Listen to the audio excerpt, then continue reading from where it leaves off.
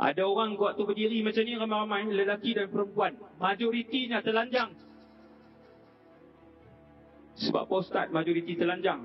Hari ni ada 8 bilion, 6 tidak Islam, semua telanjang. Nabi sebut tidak ada seurat benang pun di atas tubuhnya. Saya nak umumkan kepada tuan-tuan, tempoh paling sikit berdiri di mahsyar 50,000 tahun. Paling sikit. A'udzu billahi minasyaitonir rajim. Habis barzakh, tiup sangkakala pertama, semua mati.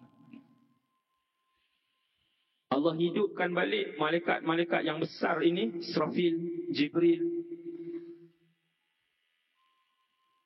Allah arahkan Israfil, tiup kali kedua sangkakala.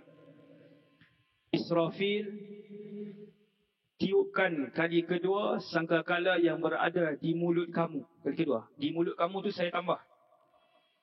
Arahan Allah, wahai Israfil, tiup kali kedua sangkakala yang ada di mulut kamu. Lalu Israfil pun tiup. Keseluruhan makhluk akan mendengar bunyi tiupan sangkakala itu. Semua dengar. Malam ni termasuk saya, kita tak tahu bunyi macam mana sangkakala tu. Wallahu a'lam. Akan sampai masanya saya yang bercakap dan kita semua akan mendengar bunyi kedua sangkakala itu. Lebih dahsyat dan lebih menakjubkan lagi ialah apabila sangkakala yang kedua itu serentak menghidupkan keseluruhan makhluk yang berjumlah ratusan juta bilion itu. Bangun. Kesemuanya bangun setelah tulang belulang mereka hancur, tubuh badan mereka hancur di mamah tanah, berkecai disebabkan kiamat yang berlaku. Dengan tiupan sangkakala yang kedua, Nabi kata tulang belulang manusia bercantum sedikit demi sedikit. Tulang tangan, tulang bahu, tulang siku cantum, tulang paha, tulang pinggang, tulang kaki cantum.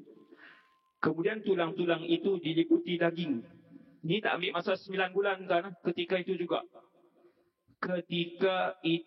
juga peristiwa macam mana Allah hidupkan manusia yang sudah hancur tulang-tulangnya. Peristiwa macam mana Allah hidupkan satu orang manusia, satu binatang yang telah hancur daging-dagingnya. Allah pernah tunjuk kepada satu orang, nama orang itu Uzair. Cari cerita Uzair. Seorang saleh, seorang manusia yang saleh, yang bila dia pergi tempat yang ditinggalkan, satu bandar yang ditinggalkan, dia tengok rumah-rumah yang ditinggalkan, bangunan yang ditinggalkan, kenderaan yang ditinggalkan, dia tengok. Kemudian dia tengok timbunan tulang seekor binatang. Dia kata, anna yuhyi hadhihillah ba'da mautiha. Bagaimana berkuasanya Allah. Nanti di mahsyar Allah akan kembalikan tulang belulang ini dengan daging dan darahnya. Dan tulang belulang ini akan menjadi seekor binatang. Dia akan bangun. Tapi macam mana Allah buat? Selepas itu, Allah matikan Uzair selama 100 tahun. Allah hidupkan balik. Lalu Uzair melihat keldai yang sudah bertukar menjadi tulang tadi dengan matanya. Tulang belulang itu bercantum-cantum, kemudian ditutupi oleh darah dan daging.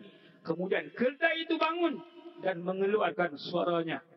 Itulah yang akan berlaku ketika mana sangkakala kedua ditiupkan oleh Israfil alaihissalam. Bawa seekor kucing yang dimatikan.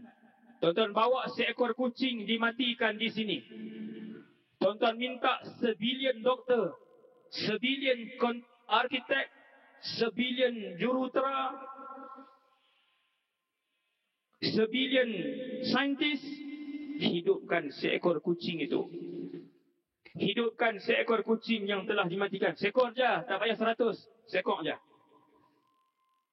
Nescaya seandainya 10 bilion manusia bergabung dengan 10 bilion jin, bergabung dengan keseluruhan malaikat, mereka takkan mampu untuk menghidupkan seekor kucing, bahkan seekor lalat pun.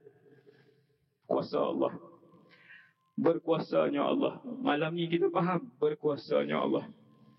Allah yang mengetahui setiap helai daun yang luruh pada setiap hari. Berapa bilangan daun yang gugur daripada sebuah pokok. Bila daun itu gugur, pada jam masa mana dia gugur, minit keberapa dia gugur, saat keberapa dia gugur, pada jam dan saat keberapa daun itu jatuh ke tanah. Allah itulah yang mendengar rintihan dan permintaan seorang manusia daripada dalam hatinya. Hati kita minta. Betul? Kita minta dengan Allah banyak benda. Allahumma ajirni minan nar. Wahai Allah, selamatkan aku daripada siksaan api neraka. Mulut kita minta, hati kita minta. Pasti Allah dengar. Mesti Allah dengar. Confirm Allah mendengarnya. Cuma manusia tidak meyakini Allah Jalla Jalaluh. Kenapa para nabi dan para awliya doa mereka begitu tajam? Kerana mereka meyakini Allah Jalla Jalaluh. Kerana mereka tidak pernah berburuk sangka dengan Allah Subhanahu wa ta'ala. Allah akan berurusan dengan kamu. Tengok Nabi pesan, Allah akan berurusan dengan kamu seperti mana sangkaan kamu dengan Allah Subhanahu wa ta'ala. Kalau kamu menyangka Allah itu baik, baiklah Allah dengan kamu. Kalau kamu sentiasa menyangkakan bahawa Allah itu pemurah dengan kamu, maka pemurahlah Allah dengan kamu. Begitulah seterusnya. Kemudian habis alam barzakh, tiup sangkakala yang pertama, berlaku kiamat. Tiup sangkakala yang kedua, kesemuanya bangun. Dalam masjid ni dimaklumkan hari ni 10,000. Sini luang atas saya tak tahulah. Wallahu a'lam. Tuan-tuan bayangkan, semua kita macam inilah bersesak-sesak kita di mahsyar. Beginilah. Tetapi bukan duduk, bukan berkipas, semuanya berdiri. Matahari berada begitu dekat dengan kita.